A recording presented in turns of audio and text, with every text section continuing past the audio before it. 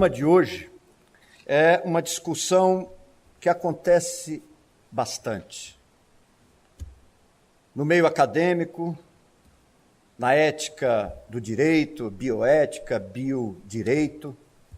Se discute esse momento de abreviação, o encurtamento da vida, quando o doente está numa situação considerada terminal pela ciência e que então decidimos ou deixamos que essa vida seja abreviada para evitar o sofrimento do corpo físico. Esse é o entendimento e é através desse primeiro encaminhamento que nós vamos conversar a respeito. Naturalmente, os materialistas entendem como estivesse abreviando a dor física, por não perceber ou por não acreditar de que a existência de todos nós vem muito antes do momento que aqui estamos e vai muito além também do momento que estamos vivendo. E todos os instantes da nossa existência, sejam eles de sofrimento ou de alegria, têm uma importância muito grande no nosso processo de reerguimento espiritual, porque esse é o nosso estágio de vida. O nosso entendimento, o nosso sentimento ainda exige de nós todas as coisas que são colocadas no nosso caminho para que a gente vá se reorganizando e buscando o crescimento, a abertura de coração. E queiramos ou não, se pararmos para olhar, nós vamos ver que hoje estamos e o planeta está melhor do que ontem. Evidentemente que as coisas todas que acontecem, elas são colocadas para todos nós de uma informação, de uma maneira muito rápida, através dos meios de comunicação que nós temos hoje, para mostrar exatamente aquilo que nós temos que começar a trabalhar a cada dia da nossa existência para fazer essa mudança de entendimento, melhorar o nosso coração, aliviar as nossas tensões, nos tornarmos melhores, para que nós possamos também receber no nosso íntimo aquilo tudo que nós, de uma forma ou de outra, na nossa essência, desejamos, que é o equilíbrio, o bem-estar e a chamada felicidade. Eu estava, antes de chegar aqui na comunhão, aguardando um irmão meu para conversar um pouco, e eu disse para ele, eu tenho até às 7h30 para a gente trocar uma ideia. E ele foi encontrar comigo e eu estava ali num café que todos devem conhecer, chamado, acho que é Gamela, 406. Estava sentado, aguardando, e ao meu lado chegou um cidadão, começou a conversar com a atendente. Eu normalmente fico com o ouvido sempre ligado, porque a gente aprende o tempo inteiro. A gente consegue perceber tantas coisas que aqueles que estão em volta de nós falam. E nós muitas vezes ignoramos isso. Nos tornamos isolados. E eu fiquei prestando atenção à conversa que ele estava tendo com ela.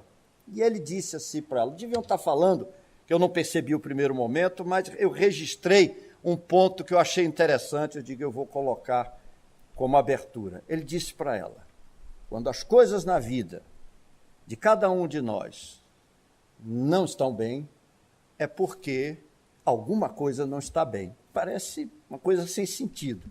Ele disse para ela, o que nos deixa nessa situação é que nós somos doentes do coração.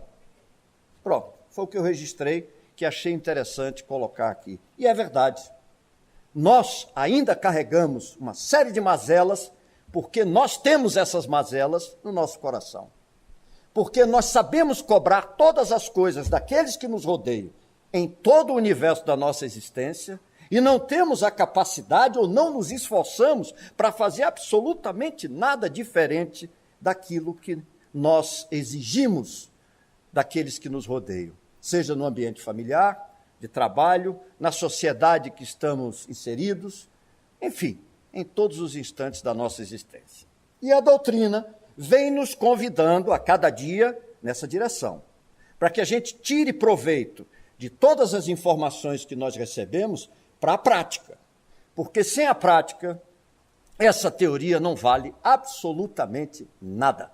Porque nós vamos permanecer com o nosso coração da mesma forma de sempre. e cobrando cada vez mais, com intensidade, que as coisas cheguem até nós, porque nós precisamos, pedimos e achamos que assim deve acontecer.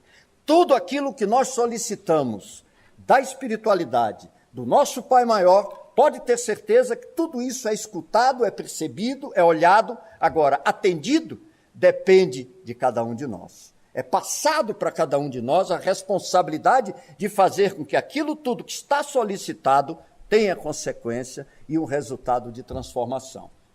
Isso é que temos que fazer. Mas vamos voltar para o nosso tema. Então, entendendo que a eutanásia é uma forma de encurtamento, aí a doutrina nos coloca na seguinte posição: quem somos nós para decidir sobre a vida da maneira que achamos?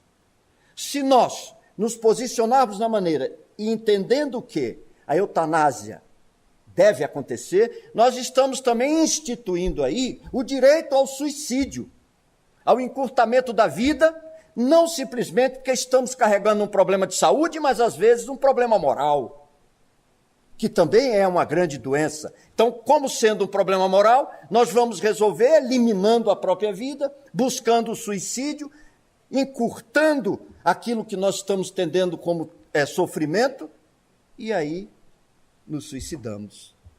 E vamos arcar com as consequências sérias, porque isso vai estar maculado na nossa consciência, que é o juiz primeiro de todos nós. Então, a doutrina nos convida a olhar para o momento de sofrimento de cada um da maneira como deve ser olhado. A oportunidade que nós estamos recebendo naquele instante em que a nossa vida está num processo de reorganização, de ajuste pelo chamado sofrimento do plano carnal, porque nesse instante, nesse momento, nesse alongamento, se for o caso, do sofrimento que temos, é ali que está a oportunidade da gente refletir por que aquela situação está ocorrendo. É naquele momento que nós conseguimos reavaliar a nossa existência. É naquele momento que nós conseguimos buscar entender todas as coisas que nos rodeiam e que nós ficamos distantes quando a vida nos favorece com a saúde, com a tranquilidade, com o recurso financeiro, e que naquele instante paramos para refletir quem efetivamente somos nós e aonde que nós temos que nos transformar. Porque é a hora que nós nos permanecemos doce diante da vida, é a hora que nós permanecemos, desculpem, covardes diante da vida, é a hora que nós nos lembramos da existência de um ser superior, chamando ele pelo nome que for, porque ali reside naquele instante que estamos desgastados pelo sofrimento físico, quando o nosso espírito deseja estar inteiro e a estrutura carnal, que é o nosso escafandro, nos prende àquela situação de sofrimento temporário, para que a gente faça as nossas reflexões.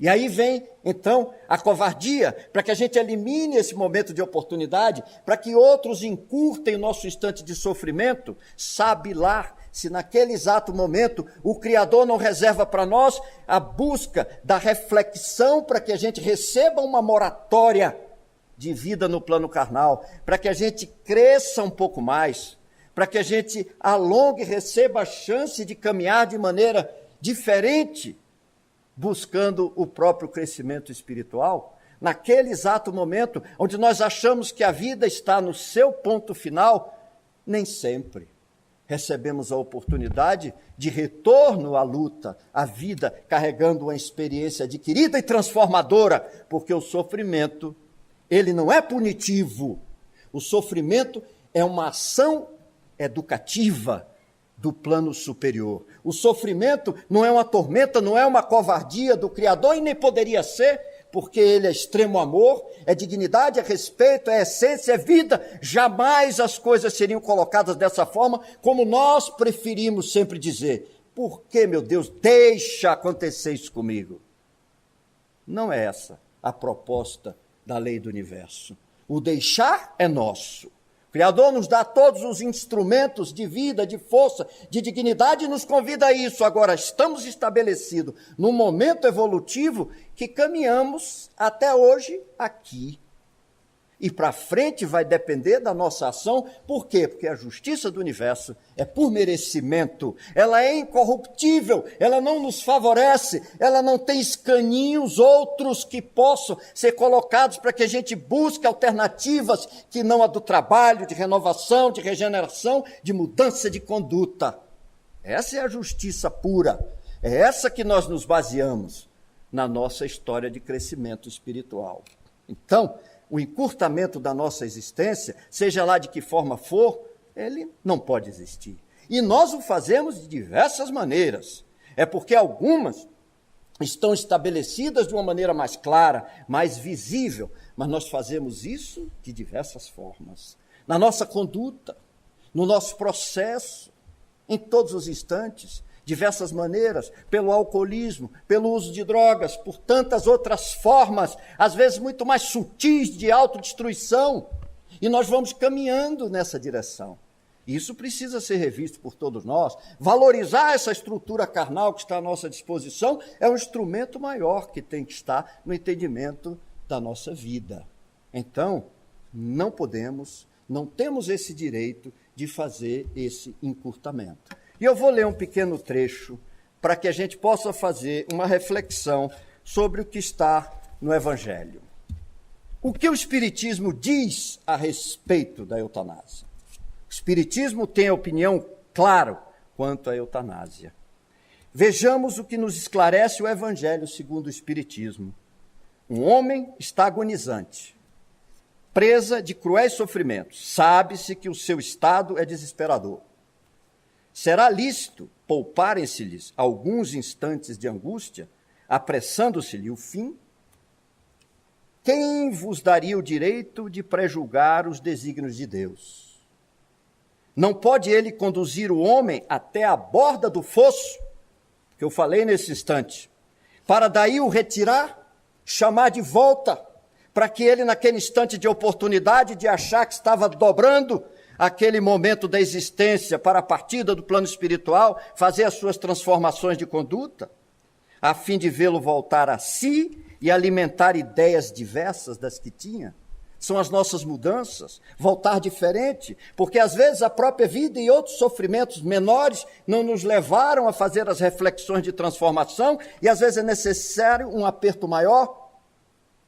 Isso não precisa apenas ficar considerado aqui no texto do Evangelho, que na verdade é uma forma de mostrar a vida com a clareza que ela é. No nosso processo de educação, nos filhos, quando nós os educamos efetivamente, não deixamos eles agirem da forma que querem, não ocorre isso, damos os pequenos apertos e ajustes. Quando aquilo não surte efeito, nós vamos mais forte. Por quê?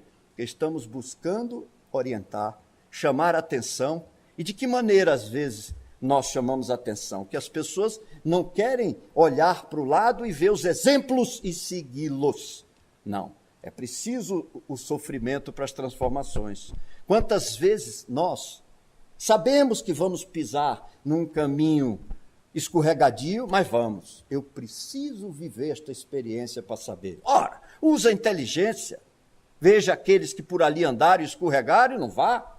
Procure um outro caminho, busque uma alternativa diferente. Você teve a chance de enxergar a trilha que estava colocada à sua frente. Vá para outro caminho. Use a inteligência, o livre-arbítrio, a sua forma de ver as coisas. É por isso que nós vamos nos educando ao longo da existência. Então está aqui. E se o Espírito poderá fazer nas suas convulsões de agonia, e quantos tormentos nós vamos poupar, às vezes, no passar para o plano espiritual, porque naquele instante do sofrimento nós aprendemos muito, jogamos a vaidade fora muitas vezes, porque nos sentimos totalmente débeis no processo físico. Ali naquele instante nós fazemos uma reflexão muito forte da vida. Eu me lembro que eu já visitei o TI 2 vezes, não para ver como ela funciona, mas porque, apesar de buscar uma série de procedimentos de existência correto, são coisas às vezes genéticas. E da última vez eu estava deitado e chegou uma médica, uma psicóloga, e me viu quieto ali. chegou para mim, conversando com todos os pacientes, eu fui para lá para fazer um exame e acabaram me internando. E eu fiquei, você vai dizer para o médico que vai embora? Não vai. Então já estava com 3 dias ali e eu tranquilo. Aí ela virou para mim e disse assim, posso conversar com você um pouquinho? Eu disse, claro. Estou percebendo que você está com os olhos cheios de lágrimas. Eu disse, acertou. Aí ela falou, posso saber por quê? Eu digo, perfeitamente. Está me vendo aqui, você veio nos visitar porque você veio dar uma palavra, porque nós estamos sozinhos. O horário de visita já passou. Ela disse, pois é, então eu vou lhe explicar uma coisa. Por que eu estou assim? Porque eu tenho uma família que eu adoro. Eu tenho uma filha que eu tenho por ela um carinho enorme. A minha esposa, eu sou muito bem casado. Ela aí ficou me olhando. Os meus amigos, eu tenho por eles um carinho muito grande. O meu trabalho, que eu faço especificamente, não no lado profissional, porque esse até eu já tenho ele muito resolvido, no lado espiritual, me atrai muito, me conforta e eu gostaria de poder continuar. Então, não é justo que eu esteja com lágrimas nos olhos, estou sentindo falta de tudo isso. E estou aproveitando para fazer uma reflexão do quanto tudo isso é importante para mim. E talvez eu não tenha percebido isso com a intensidade que eu estou percebendo agora. Então eu estou no estaleiro para fazer essa reflexão. Agora, se eu não gostasse da minha família, se eu não tivesse nenhuma afinidade com meus amigos, se eu não gostasse de atividade que faço e nem tivesse nenhum objetivo na vida, pode ter certeza que eu estava aqui não querendo que ninguém aparecesse para conversar comigo, porque esse isolamento estaria me dando exatamente a medida do meu sentimento íntimo. Aí ela falou, interessante. Eu disse, não, interessante não, é real. Ela disse, mas no mais está tudo bem? Eu disse, está excelente, principalmente quando eu saí daqui. E saí. Então, por que eu estou dizendo isso? Porque são coisas na vida da gente que a gente tem que tirar proveito. Tudo tem uma razão de ser, não é maldade do universo, eu já falei isso antes. É educativo, é para chamar atenção, é para nos mostrar um caminho novo que nós temos que seguir. E todos que procuram esta casa aqui podem ter certeza de uma coisa, quando vêm carregando um chamado problema, que eu digo que problema não existe, são oportunidades colocadas na nossa existência para que a gente faça as nossas reflexões de transformação de conduta e de vida e possa seguir um caminho novo. Então não é problema. Porque problema, quando nós raciocinamos assim, é como se fosse alguma coisa apêndice colocada no meu caminho, que não me pertence, que eu preciso ali, tirar, extirpar, não tem utilidade para mim. Mas não é assim. Está dentro de nós. É como está aqui aquele cidadão que falou, porque estamos com o coração doente. Ou seja, a nossa intimidade está precisando ser revista, transformada, modificada, buscar o respeito por nós mesmos para que a gente avance na direção do equilíbrio de tudo aquilo que nós desejamos. Quantas vezes aqui conversamos com pessoas quando se dirigem ao nosso trabalho e nós temos essa nítida sensação. A pessoa chega terceirizando o seu problema. Não é meu. Aí, como eu não consegui resolver ele em outro lugar, que não vai resolver mesmo, eu vim aqui nessa casa porque eu acho que eu vou lhe entregar esse pacote de dificuldade, fique com ele. Ora, ninguém vai receber e vai ser terceirizado para isso. O que nós temos aqui é o que nós estamos fazendo agora e o que a vida faz com cada um de nós em todos os instantes. Nos chamar à responsabilidade.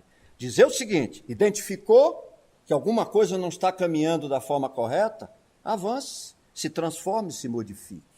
E não adianta buscar o encurtamento da existência de forma alguma. Não vai resolver o nosso problema, porque nós vamos fechar os olhos no plano carnal e abrir os olhos no plano real de todos nós, que é o mundo dos espíritos. É a nossa essência. O corpo físico é um instrumento que ele vem e é devolvido à terra, seja lá da forma que for. E depois comparecemos aqui uma outra roupagem, dependendo da necessidade reencarnatória de cada um de nós, respeitando sempre a genética, a hereditariedade, a forma de vida, enfim. Mas é isso que ocorre. Quantos de nós que aqui estamos hoje, com a fisionomia que temos, já tivemos tantas outras? Mas o espírito é o mesmo. Mais agregado de informações? Sim. Modificado na essência? Sim. Esse é que é vivo. Esse é que é a força de todos nós. Então, à luz da doutrina que abraçamos, não podemos encurtar absolutamente nada. Pelo contrário, buscar o alongamento da vida de alguma forma para que a gente possa crescer um pouco mais, aprender um pouco mais. Se não, bastaria uma dor forte em alguma parte do nosso corpo para a gente querer eliminar o sofrimento. E aí precisamos esperar que alguém diga que estamos numa situação precária para ir embora, para que encurtem, para que tirem 1 segundo, 2, 3, 1 hora de oportunidade da nossa existência.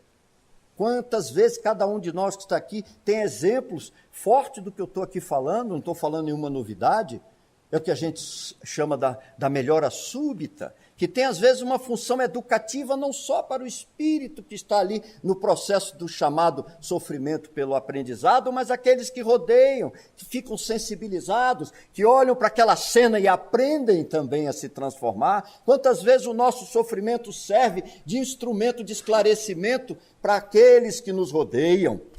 Basta a gente ver as informações que a gente recebe todos os dias pelos meios de comunicação, como a gente se torna às vezes sensível quando vê uma criança partir por uma bala perdida, quando a gente vê alguém no cumprimento do seu dever ser relegado de uma forma desagradável, jogado para a vida, isso nos sensibiliza e vai de uma forma ou de outra nos transformando, queiramos ou não. Só naquele momento que observamos e fazemos a reflexão do fato, já é uma forma da gente ou repudiar uma ação nossa naquela direção, ou fazer uma modificação de conduta, às vezes de um passo que a gente daria ali adiante, e com aquilo que a gente observa, a gente freia. Nos acidentes de trânsito que estão aí, quantas vezes nós observamos, quando vemos aquela situação horrível, nós freamos o nosso pé diante do acelerador também. Tudo isso é aprendizado coletivo, compartilhado por todos nós. Para fazer o encerramento, eu sempre conto uma historinha familiar, né, mãe? Agora é da minha mãe. A minha mãe agora entrou em pauta. Eu me lembro que ela partindo, e sabíamos que ela ia partir, que eu brincava com ela, eu digo, você está com aviso prévio. Qualquer um de nós pode ir antes, mas você está com aviso prévio. E ela estava com câncer. E aí um dia nós estávamos conversando, ela disse, esse sofrimento que a gente passa, eu estou entendendo ele de uma forma bastante positiva. É como se eu fosse uma peça que ao longo da vida foram me tirando muito ferrugem, passando a lixa. Quando chegou nesse instante final, essa lixa está vindo naquelas pequenas dobrinhas assim, passando para acabar de limpar o resto. Ou seja, interpretação correta de forma figurada. Aquele tempo que ela estava tendo do chamado sofrimento alongado, que se poderia, dentro desse entendimento de eutanásia, antecipar, porque era já algo clinicamente falado, dito, que não iria adiante, se interromperia para não ter o desgaste do chamado sofrimento, era aquela lixa fazendo as últimas limpezas para que aquela escultura espiritual pudesse chegar lá em cima o mais aliviada possível, porque estava ficando aqui toda a roupagem que foi desgastada pela vida ao longo do trabalho de todos nós. E assim, podem ter certeza, todos nós teremos essa lixazinha no nosso campo espiritual e que a gente tem que aproveitar, porque às vezes aquela última raspagenzinha é que nos ajuda no grande crescimento e para um brilho maior. Que o Mestre abençoe a todos nós e espero que a gente tenha conseguido deixar um pouco claro para a gente discutir o tema.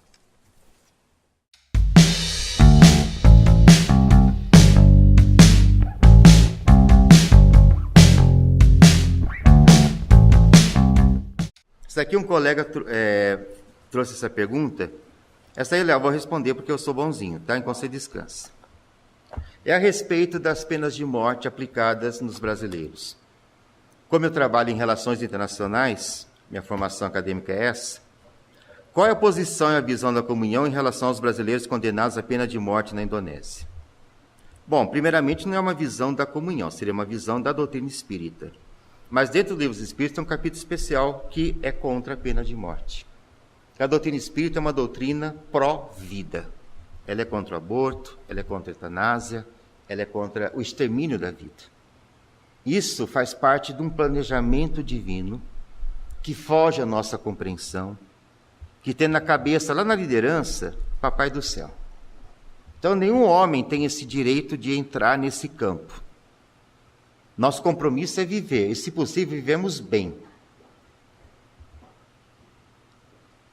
Isso. Então, a doutrina, ela é contrária à pena de morte. E lamentamos, inclusive Kardec, na sua literatura, diz que a pena de morte é um resquício de barbárie que existe na humanidade. Você tem na Indonésia, você tem na Arábia Saudita, você tem nos Estados Unidos da América, você tem na França, você tem no Japão, muitos países têm. China, muitos países têm. Nos Estados Unidos, no caso, como o sistema legislativo não é unificado, né? Existem leis que são comuns à federação, mas cada estado tem sua autonomia. Então, você tem estados que não têm a pena de morte. Hoje, a pena de morte nos Estados Unidos, apenas em alguns estados, é minoritário, não é majoritário. Mas é lei humana que ainda existe. Agora, tal história. Será que a gente pode falar que foi Deus que quis, que é karma dessas duas pessoas passarem por isso?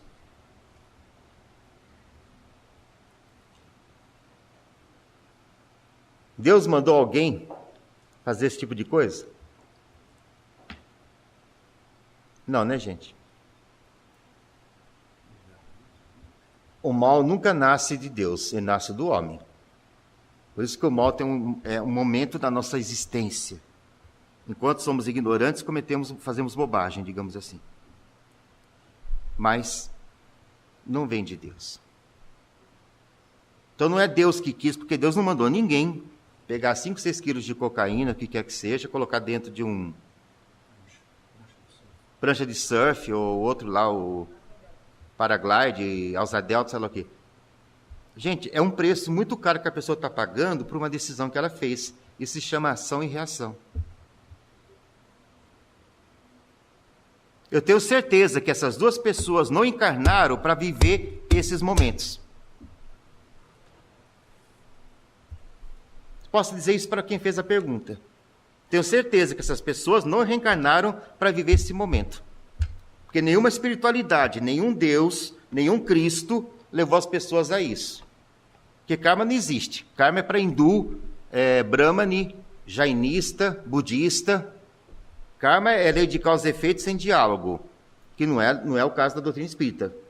Essa palavra karma a gente às vezes usa como empréstimo, mas tem que ter milhões de observações. A justiça de Deus é temperada com amor. Ela não é fatalista. Vai ser assim, pronto, acabou. Não. Existe um diálogo. Vem cá, vamos conversar. Vamos conversar. Então não existe karma. Eu posso garantir que nenhuma dessas duas pessoas era para estar passando por isso. Como também, não precisa ir lá na Indonésia para que isso aconteça. Você vai para uma balada numa noite, enche a cara de cachaça. Como diz o Nordeste, bebe cachaça com força. Aí você pega um carro, você se arrebenta por aí, também não é para acontecer. Não é Deus que quis, querido. É também uma pena de morte que você se atribuiu. Você se tornou teu juiz, teu carrasco, você criou tudo para você. É a responsabilidade de nossas ações. As leis da natureza não são alteráveis. Eu vou trazer aqui o exemplo, até com a permissão da família, do pessoal aqui da Batista Central, a neta do pastor Vilarino, que hoje está afastado do cargo, porque está velhinho, doente. Ele tem lá um genro que está tocando a igreja.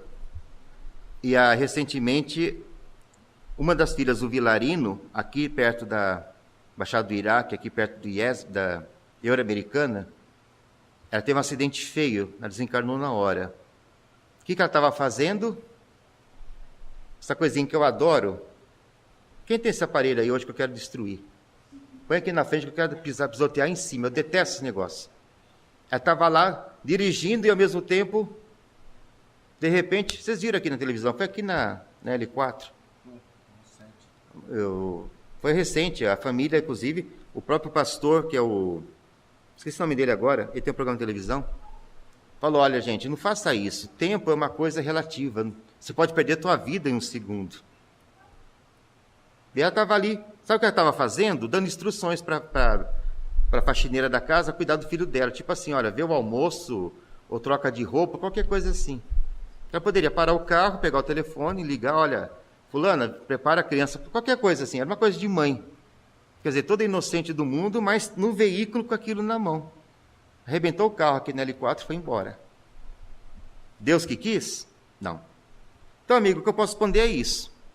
A doutrina é contra. Agora, esses dois com certeza não nasceram para isso. Estão pagando muito caro por uma decisão que fizeram. Por isso que o governo ainda pleiteia clemência, anistia. Põe na cadeia então, deixa a prisão perpétua, sei lá o quê, qualquer coisa. Que é o que a nossa lógica, e a lógica espírita é essa. A pessoa que representa um perigo, uma ameaça social, ela tem que ser afastada, levada a um processo de reeducação e reflexão. A pena seria isso, reeducação, porque Deus não tem nenhuma pena que vem de Deus destrutiva. Pena que vem de Deus é construtiva, é regenerativa, por isso que o sofrimento tem que ser encarado como uma lição, não como um castigo. Com relação à eutanásia nos animais, o que dizer sobre a famosa injeçãozinha de misericórdia? Isso é interessante. Eu vou responder essa pergunta falando exatamente numa situação pessoal. Aí, cada um entenda do jeito que achar melhor. Que é vida. Estamos falando de vida. Eu morava numa casa e tomei a decisão de mudar por uma série de fatores, segurança, etc. A casa ficou muito grande. Só estava eu e a esposa, porque a filha já estava fora. Enfim. E tínhamos 3 cachorros.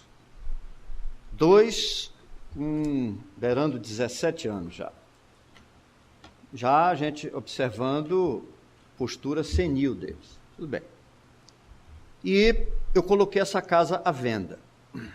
E aí comecei a me sentir extremamente incomodado, porque eu tinha os 3 ali. E eu fiquei pensando, o que é que eu vou fazer? A vida inteira, de uma forma ou de outra, nós convivemos aqui, no ambiente familiar, contando com eles naquela relação de trocas de alguma forma. Quantas vezes, nos nossos momentos de reflexão, ou até de intranquilidade, eles estavam ali no nosso ambiente e instantes, quantas vezes nos faziam até esquecer do assunto, pela forma carinhosa e de afeto que o animal passa a ter com cada um de nós. Bom, então, eu um dia, vou contar isso aqui para vocês, que acaba parecendo conversa de doido, mas eu cheguei na parte onde estava essa área de lazer, na piscina, e estava, como eu gosto de motocicleta, o nome de um deles era Harley Davidson e a outra Dyna, que era o nome de uma moto, e o outro ROG, que é um grupo de motociclistas. Então, cada um tinha um nome de motocicleta.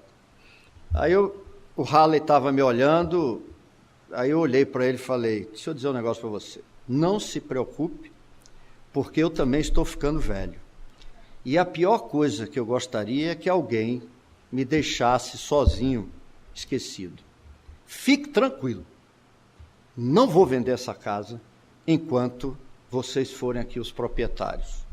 Aí fiquei pensando, agora me danei, né? Porque eu, de certa forma, precisava vender também. Mas eu disse, eu vou segurar essa onda. E aí um compadre separou e disse assim, poxa, a casa está vazia, eu digo, vá para lá. E aí eu arrumei um morador que me permitia, eu e a Cláudia, visitar os cães o tempo todo. Foi a condição que eu coloquei para ele, a lateral da casa, eu quero ter acesso qualquer hora. Ele falou, não, fique tranquilo. Eu estava emprestando e assim nós passamos a conviver com eles do mesmo jeito, apenas estávamos em outro ambiente. E eles, tenho certeza que sentiram muito pouco, porque a Cláudia lá, todos os dias, fazia a mesma rotina que ela fazia quando lá estávamos morando. Aí uma delas adoeceu, aí foi, deu um câncer, e nós seguramos até o último instante e ela partiu sem que a gente fizesse a eutanásia. O veterinário quis, aí a Cláudia disse, não, eu vou vir aqui o tempo inteiro socorrer. E ficou até que ela foi. O outro também já adoeceu e aconteceu o fato. E o terceiro, e aí não fizemos também, acompanhamos até o último instante, do jeito que a gente tinha assumido o compromisso. O último, próximo, a casa já ficou vazia, ela ia lá todos os dias, e aí tivemos o Réveillon do ano passado. Minha filha morava lá, ela já passou a morar lá um período, recolheu o ROG, botou na parte de dentro da casa, numa parte mais segura, porque nós íamos ter muitos fogos por aí, né, no Réveillon, e eles se assustam violentamente, e ele já bem velhinho. E ela botou no tal lugar que ela achou que estava garantido, ele ali estaria protegido.